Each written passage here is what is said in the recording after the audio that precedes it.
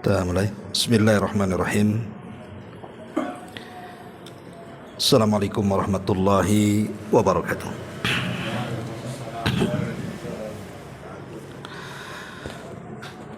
Bihamdillah wassalatu wassalamu ala rasulillah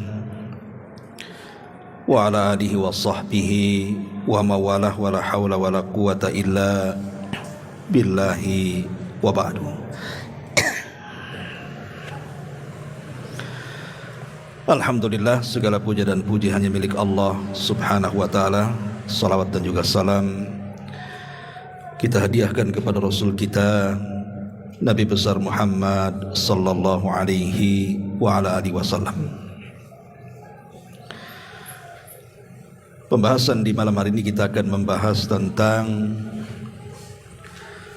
3 perkara puncak daripada was-was syaitan.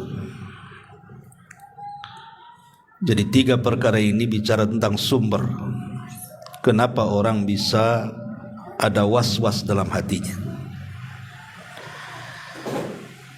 Sebelum kita menjelaskan 3 sumber utama kenapa ada seseorang itu yang selalu dalam hatinya ada was-was, karena was-was ini bahaya, bisa mengantarkan kepada kekufuran. Ada sebuah hadis, saya baca dulu hadisnya baru kita jelaskan. Hadis ini dari sahabat Sabrah ibn Abi Faqih. Dia mengatakan, sami'tu Rasulullah sallallahu alaihi wasallam yaqul, aku mendengar Nabi sallallahu alaihi wasallam bersabda, inna syaitana qa'ada libni adama bi'atrukihi, sesungguhnya setan duduk untuk menghalang-halangi anak-anak Adam itu dari berbagai macam cara. Faqa'ada lahu bi tariqil Islam faqala tuslimu wa tadharu dinaka wa dina abaika wa abai abaika. Setan berkata, jadi jalur pertama setan akan duduk menghalangi jalan orang untuk masuk ke dalam Islam. Jadi kalau ada mu'allaf, mungkin dia dari Nasrani atau dari Yahudi atau dari Hindu atau dari Buddha atau dari Konghucu atau agama-agama yang lainnya yang hendak masuk Islam, maka setan akan berusaha menghalang-halangi dia untuk masuk Islam. Kemudian memberikan was-was, apakah kamu masuk ke dalam Islam dan kamu tinggalkan agamamu dan agama bapakmu atau agama nenek moyangmu? Ini yang ditanamkan setan.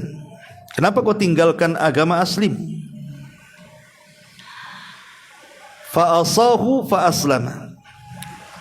Kalau seandainya kemudian dia tolak was-wasnya, tetap dia masuk Islam, maka setan akan mencari cara lain. Kemudian kata Nabi, thumma qa'ada lahu bi tariqil hijrati. Kemudian setan duduk, kemudian berusaha untuk menghalang-halangi jalan dia untuk hijrah yang sesungguhnya. Dia sudah masuk Islam, tetapi kan masuk Islam saja tidak cukup, karena masuk Islam cukup dengan mengucapkan 2 kalimat syahadat, kan begitu. Dia harus hijrah, betul-betul hijrah, belajar. Maka setan mulai menghalang-halangi jalannya untuk berhijrah dan berkata, tuhajiru wa tada'u ardaka wa sama'ak, mengatakan menghalang-halangi jalan untuk hijrah, apakah kamu akan berhijrah dan meninggalkan bumimu, atau boleh jadi meninggalkan langit? Jadi takut-takut itu. Kalau engkau istiqomah dalam Islam, Bisa saja kau diusir dari keluargamu, diusir dari desamu, dan begitu seterusnya. Fa'asahu fahajar. Kalau dia berhasil kemudian menepis was-was syaitan itu, tetap dia hijrah, dia perdalam itu agama dia, maka setan akan beralih ke perkara lain.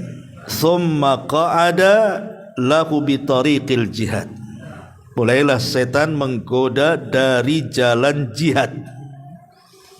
Karena orang kalau sudah masuk Islam, kemudian sudah belajar Islam, otomatis kan harus berjihad. Jihad dengan harta, jihad dengan jiwa, kan itu. Mau tidak mau. Ya. Faqala, maka setan akan berikan was-was, tujahidu fahuwa jahdun nafsi wal mali fatuqatilu fatuqtal fatunkahul mar'atu wa yuqsam, katanya. Maka setan pun kemudian berkata, ketika dia sudah hendak berjihad, kemudian setan mengatakan, wahai anak Adam, wahai anak Adam, ngapain kau berjihad? Jihad itu adalah perjuangan dengan jiwa dan harta, berat loh. Kalau sampai engkau berperang, engkau akan mati. Macam mana nasib anak dan istrimu? Istrimu bisa dinikahi orang, bahkan hartamu bisa diambil orang, ya. Tetapi fa'asahu fajahad. Kalau dia berhasil, enggak peduli, saya sudah masuk Islam, saya sudah hijrah, saya sudah berjihad, ya. Faqala Rasulullah sallallahu alaihi wasallam, maka Rasulullah SAW mengatakan, faman fa'ala dzalika kana haqqan 'ala Allahi an yudkhilahul jannah. Kalau dia tetap seperti itu istiqomah, dia melawan was-was daripada syaitan, maka kewajiban Allah sudah harus memasukkan ia ke dalam surga. Perhatikan hadis ini. Hadis ini menunjukkan bagaimana kegigihan syaitan di dalam menyesatkan kita anak Adam. Dia berusaha untuk membuat khutuwat, langkah demi langkah. Tidak bisa dengan cara ini, cara itu. Tidak bisa dengan cara itu, cara yang lainnya. Yang penting dia berhasil. Makanya dari sini Allah Subhanahu wa taala mengatakan, wala tattabi'u khutuwati syaitan innahu lakum aduwwum mubin. Jangan ikuti langkah-langkah setan. Karena kalau satu langkah kita sudah mengikuti langkahnya, maka kita akan melangkah kepada keduanya, ketiganya, keempatnya, sampai akhirnya kita akan menjadi pengikut setan. Begitulah caranya setan menggoda kita. Dia memiliki cara yang kita terkadang tidak sadar, ya, karena setan itu dia sudah bereksperimen lama. Dia kan sudah eksperimennya lama kan, namanya dia hidup lama, otomatis kan eksperimen juga lama. Dia sudah pernah menggoda banyak macam-macam otak, banyak macam-macam kecerdasan, ketangkasan, ya, sehingga dia tahu caranya tuh. Pengalamannya sudah banyak, itu maksudnya. Sehebat-hebatnya manusia berpengalaman berapa tahun lah.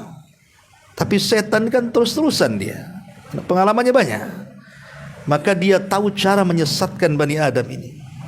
Lah, cara yang paling jitu adalah dengan memberikan was-was.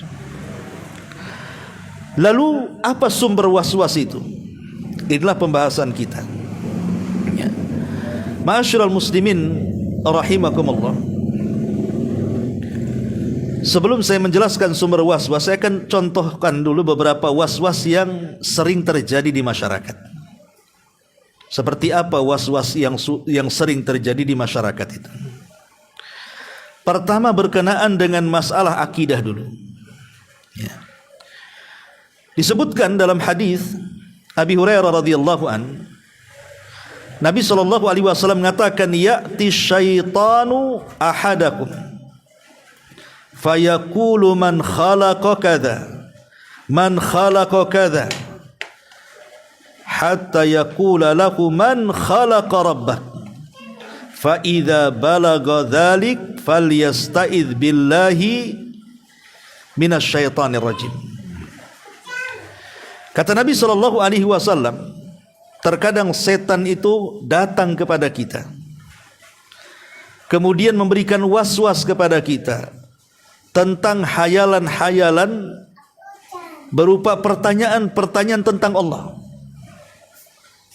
Mungkin awalnya akan terbayang siapa yang menciptakan kita, maka kita katakan Allah.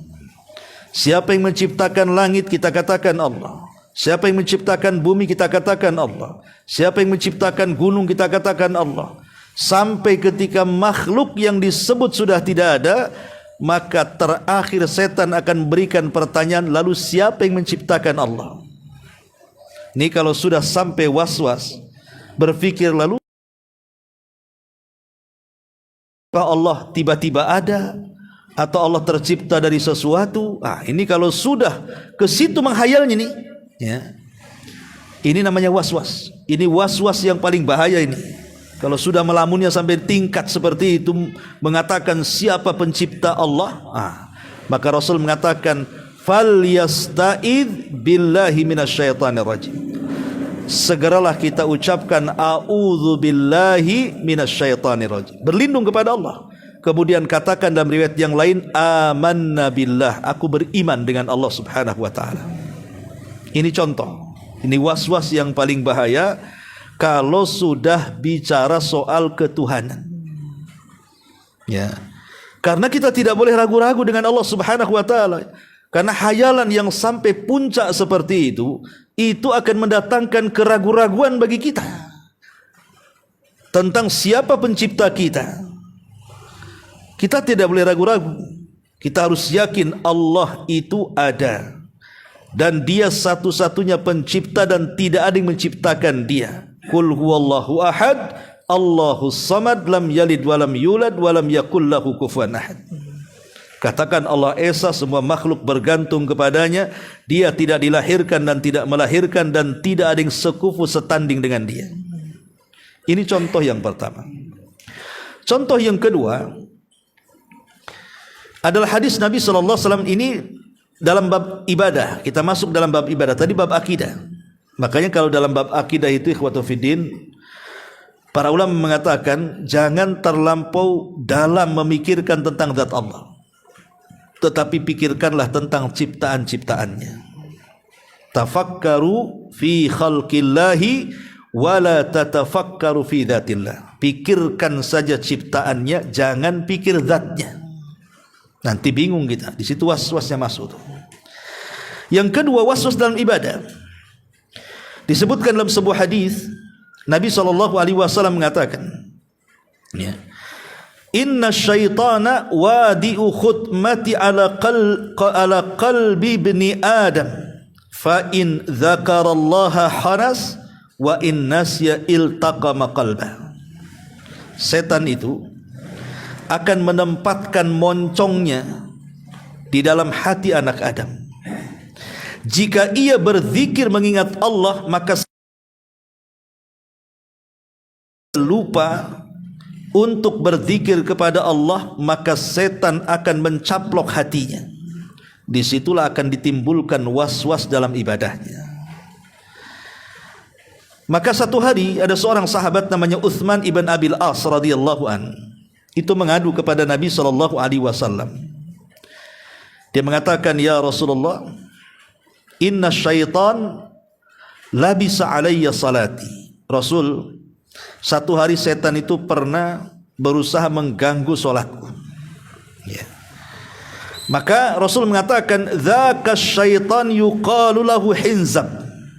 Kata Rasul, yang setan datang kepadamu itu namanya setan hinzab, kata Rasul, atau hinzib. Ya. Fa idza ahsasta bidzalik fata'awad billahi minasyaitonir rajim thalathan. Kalau engkau merasakan si hinzab, si setan namanya hinzab itu mulai menggoda salatmu, pamannya nampaklah badannya khusyuk kayak tiang, tapi oleh setan hinzab ini pikiran kita dibawa terbang. Badan kita di masjid, otak kita di rumah. Badan kita di masjid, otak kita di pasar. Badan kita di masjid, otak kita di jalan. Itu namanya khusyu'un nifaq namanya. Itu setan hinzib itu berusaha untuk mencuri kehusyuan kita. Dibuatnya kita tengok-tengok dalam solat. Makanya kenapa kita disuruh untuk mengambil saf pertama itu, supaya kita terhindar daripada waswas, ikhwan. Karena kalau saf pertama pandangan kita paling tinggi ke tembok. Tapi kalau sudah saf kedua itu macam-macam pandangannya itu. Tengok kaos partai di depannya. Kan itu ya. Ya. Oh, baru tahu ini si anu ini partai anu, itu dalam sholat tuh. Ya. Nanti nengok orang pakai kaos tahu-tahu bolong, mikir orang ini kenapa bolong kaosnya? Apa nggak punya kaos dia? Itu kalau sudah di saf kedua, ketiga, keempat, banyak tuh pandangan tuh. Makanya kenapa Nabi SAW menjelaskan tentang keutamaan saf pertama, karena gangguannya sedikit kan. Kalau sudah saf kedua itu macam-macam gangguannya. Ketika sujud nampak kaki orang, mungkin kakinya belah-belah, pusing dah. Kenapa dia belah-belah kakinya? Itu mulai itu. Ya. Jadi inilah kenapa kemudian setan hinzab ini masuk menghayalkan sesuatu untuk merusak salat kita. Makanya kenapa ada juga sebuah hadis Nabi SAW. Ya. Kata Nabi SAW, terkadang seseorang itu, inna ahadakum idza qama yusalli jaa syaitan. Salah seorang di antara kalian apabila tegak salat itu, setan akan datang kepadanya itu. Falubbis alaihi, kemudian akan mengganggu dia. Hatta la yadri kam shalla, sampai dia menghayal tidak tahu berapa rakaat dia salat. Kan sering terjadi sama kita kan. Berapa rakaat tadi? Pamannya antum salat duhur tadi. Padahal sebenarnya sudah tahu itu sudah 3 rakaat gitu. Ini bingung nih. Sudah 4 atau 3? Sudah 4 atau 3? Bagus 4 aja lah biar cepat kan itu. Jadi setan itu membuat keraguan-raguan. Itu setan, itu ulah setan tuh. Kalau kita lupa berapa rakaat, itu memang setan yang kemudian datang mengacau kehusuan kita. Maka kata Rasulullah, fa idza wajada dzalika ahadukum falyasjud sajdataini wa huwa jalisun. Kalau datang seperti itu, maka ada syariat yang disebut dengan sujud sahwi namanya. Lah sujud sahwi itu salah satunya untuk melawan syaitan, menghilangkan keraguan-raguan.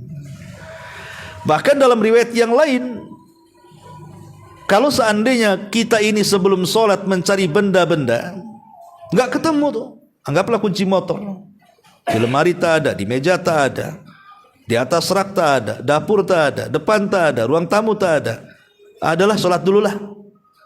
Ketika takbiratul ihram Allahu Akbar, setan berbisik ngasih tahu, kunci masih ada di motor.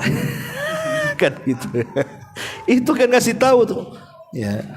Jadi memang begitu, setan itu berusaha untuk mencuri kehusuan kita. Makanya ketika Nabi ditanya soal iltifat fis salati, soal orang yang nengok-nengok dalam salat itu, kata tengok sana, tengok sini, tengok cicak kawin, tengok apa gitu ya. Maka Rasul mengatakan huwa ikhtilas min ikhtilasi syaitan. Itu adalah curian yang setan sedang mencuri kita. Apa yang dicuri setan? Uang? Bukan. Dia mencuri khusyuk kita. Khusyuk kita yang dicuri dia.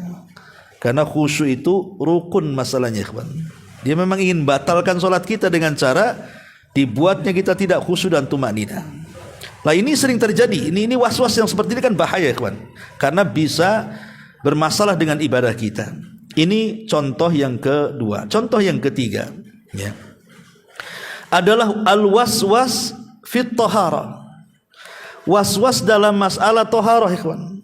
Dalam masalah wudu. Situ pernah ada ikhwan juga udah ngaji. Dia tanya, Ustaz, saya ini kalau wudu ini kayaknya nggak sah gitu. Jadi sudah wudu 2 kali itu dianggap sah, wudu lagi. Nanti sebentar-sebentar was-was lagi, wudu lagi, habislah itu air 1 jolang itu kan. Kalau begitu kan. Jadi ada orang yang menghabiskan air hanya wudu karena was-was. Was-was itu. Lah was-was ini dari setan, ikhwan. Termasuk juga akhirnya ketika wudunya was-was masuk ke sholat, takbir itu tak jadi-jadi. Pernah tuh melihat orang takbir tak jadi-jadi? Allahu Akbar, balik lagi, Allahu Akbar, balik lagi, tah berapa kali baru Allah, baru mantap kan gitu ya. Kenapa mesti seperti itu coba ya? Itu semua was-was ikhwan, itu was-was syaitan namanya. Berawal dari was-was taharah berwudu tadi, akhirnya ke sholat juga masuk tuh. Memang setan itu berusaha mengganggu ibadah kita, dan bukan hanya setakat akidah ibadah, sampai ke muamalah, sampai masuk pada pernikahan. Kadang-kadang suami diragu-ragukan apakah dia sudah mencerai istrinya atau tidak. Masuk tuh di situ. Apakah saya sudah menceraikan istri saya atau tidak? Makanya kata para ulama, kalau ada was-was seperti itu, apakah saya sudah menceraikan istri atau tidak, maka lihat hukum asalnya. Hukum asal kita menikah dengan sah. Ketika ada was-was seperti itu, apakah saya sudah menceraikan istri saya, karena ragu-ragu kan, maka tetapkan hukum asalnya, Anda sudah nikah. Tinggalkan was-was itu. Kecuali Anda belum nikah, terpikir saya sudah menceraikan istri saya, nikah pun belum. Nah, itu lain beda. Gimana kalau ngomong gitu kan? Tengok perempuan, itu istri saya bukan, nikah aja belum dia bilang istri saya kan gitu ya. Ya, kalau seandainya sudah nikah, nah itu kita kembalikan hukum asal supaya hilang tuh keraguan-raguan tadi, karena ragu-ragu itu datang dari setan. Was-was itu masuk ke segala hal, ke segala muamalah, ke jual beli macam-macam. Ya, makanya saking bahayanya was-was ini, karena memang pengaruh setan. Setan itu memang la'atiyannahum min baini aidihim wa min khalfihim wa an aimanihim wa an syama'ilihim wa la tajidu aktsarahum syakirin. Dia akan datang dari depan, dari belakang, dari samping kiri, samping kanan, sampai tidak ada hamba Allah yang bersyukur lagi. Lalu apa penyebab was-was ini? Ulama mengatakan puncaknya di 3. Kenapa kita bisa was-was itu? Puncak atau sumber was-was itu di 3. Banyak sih sumbernya, saya menyebutkan puncaknya saja ya. Pertama, was-was itu terjadi karena kejahilan. Jahil terutama dalam bab akidah, terutama dalam bab ibadah ya. Jahil inilah yang menjadikan ibadah seseorang itu selalu dihinggapi was-was. Sebab kalau dia belajar, kemudian punya ilmu pengetahuan agama yang dalam, nggak akan ada was-was lagi. Dia tahu hukumnya. Ya. Begitu juga kalau orang kemudian diganggu oleh setan tentang akidahnya, dia sudah punya ilmu tentang akidah yang kuat, setan tidak akan berhasil menggoda dia karena dia punya ilmu. Maka puncak kenapa terjadi was-was itu biasanya terjadi kepada orang jahil, orang yang nggak mau hadir di majelis ilmu. Biasanya karena kejahilannya tumbuh was-was tadi. Ini yang pertama. Yang kedua, iman kita bertambah timbul was-was. Kok bisa? Harusnya iman bertambah, was-was hilang kan gitu. Ini tidak, tambah iman, was-was datang malah. Ya. Contoh umpamanya, ada orang yang dulunya ya jahiliyah lah mungkin bahasanya. Kemudian dia mulai hijrah, mulai meninggalkan cara-cara hidup lamanya, kemudian berganti kepada cara hidup barunya, lebih islami, lebih religi lagi ya. Salatnya makin rajin dan begitu seterusnya. Kemudian Allah Subhanahu wa taala uji ekonominya. Di sini setan datang. Ya kan? Berpikir aneh, habis hijrah kok bisnis saya sepi. Mulai, ya kan? Mulai kan ada gitu ya. Ya. Kok aneh, dulu perasaan sebelum hijrah masih jahiliyah, cari uang tuh kok enak kali, banyak relasi, banyak ini, kok sudah hijrah kok kayaknya dipersempit semuanya ini. Itu was-was namanya tuh. Ya. Setan akan datang tuh. Dan itu pernah banyak ikhwan-ikhwan yang curhat kepada saya seperti itu. Ustaz, dulu waktu saya jahiliyah itu nyari uang gampang kali gitu. Ini udah ngaji kok kayak sulit kali cari uang tuh, kayak sana buntu sini buntu. Ini was-was setan ini. Dan ini pernah juga terjadi di kalangan para sahabat masalahnya. Para sahabat datang kepada Nabi SAW, sebagian mereka mengatakan saya ingin bunuh diri, saya ingin begini. Itu kata Rasul was-was. Tapi itu sebuah kebaikan. Itulah nilai bahwa hijrahmu benar, kata Rasul. Jadi kalau ada was-was seperti itu, justru menunjukkan bahwa hijrah kita benar. Kenapa demikian? Karena kalau tidak benar, ngapain setan datang ngasih was-was? Supaya kita balik lagi ke zaman jahiliyah. Kan logikanya seperti itu kan. Ketika hijrah kita benar, setan tak mau kita hijrah benar. Setan tak mau kita lurus-lurus. Makanya dia datang berikan was-was supaya balik lagi ke jahiliyah dia. Nah ini makanya ikhwatu fillah muliakan Allah Azza wa Jal, pertahankan kalau ada was-was seperti ini alamat kebaikan bagi kita. Ini bukan alamat buruk. Sebab kalau dia tidak mampu mempertahankan, maka dia akan kembali nanti itu. Kalau begitu saya nggak hijrah lagi. Kan banyak tuh. Ada artis yang sudah hijrah, sekarang kemudian main TikTok kayak orang gila tuh. Siapa itu? Naudzubillah kan gitu ya. Kan sudah terjadi itu kan. Udah hijrah bagus-bagus, istrinya juga bagus-bagus, pakai cadar, pakai ini kan, jual buku agama, akhirnya ekonomi terpuruk, disalahkan hijrahnya, balik lagi jadi setan. Nah ini justru sebenarnya was-was seperti itu positif itu. Pertahankan itu. Itu ujian dari Allah Subhanahu wa taala. Ini sumber yang kedua, ya. Lah sumber yang ketiga adalah berkawan dengan orang-orang yang suka was-was. Berkawan dengan orang-orang yang suka was-was. Boleh jadi mungkin salah cari guru. Ya, salah cari guru, mungkin dia belajar gurunya salah. Gurunya pula was-wasan, ya muridnya lebih was-was lagi. Gurunya was-was, muridnya lebih was-was lagi kan. Makanya hati-hati cari guru, hati-hati cari kawan, karena istilah orang Arab itu as-sahibus sahib. Namanya kawan itu pasti akan menarik kita. Makanya Rasul mengatakan al-mar'u ala dini khalili. Seseorang itu digantungkan agamanya dengan kawannya. Lihat, yang ngomong ini Nabi. Jadi agama kita loh digantung dengan kawan. Ya. Kalau kita berkawan dengan kawan yang agamanya baik, berarti agama kita ikut baik. Tapi kalau kita berkawan dengan agamanya, dengan kawan yang agamanya buruk, maka kita ikut buruk. Termasuk kalau kita punya kawan tukang was-was, jadi was-was tuh jadinya. Lah ini sumber utama. Kenapa terjadi was-was? Ya di sana ada seperti orang yang ghaflah, ya mungkin banyak melamun, jarang zikir. Nah, itu juga bisa kena was-was juga tuh. Ya. Tapi yang jelas bahwa itulah puncak daripada was-was. Sekarang bagaimana cara mengobatinya? Ini kan penting juga. Jangan cerita penyakit pula tak ada obatnya. Ulama mengatakan, kalau kita ingin terhindar dari was-was, satu, belajar. Hilangkan kebodohan. Karena bodoh itu penyebab was-was yang paling besar. Belajar, hadir di kajian, hadir di majelis ilmu, belajar kepada guru yang benar. Insya Allah dengan terus-menerus belajar, kemudian ilmu semakin bertambah, maka kita bisa mengatasi was-was. Ini yang pertama.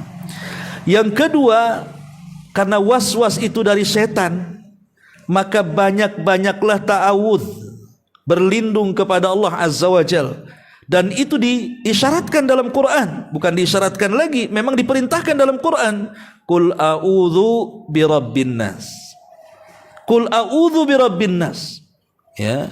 Kemudian salah satu kalimatnya apa? Min waswasil khannas, kan gitu. Alladzi waswis.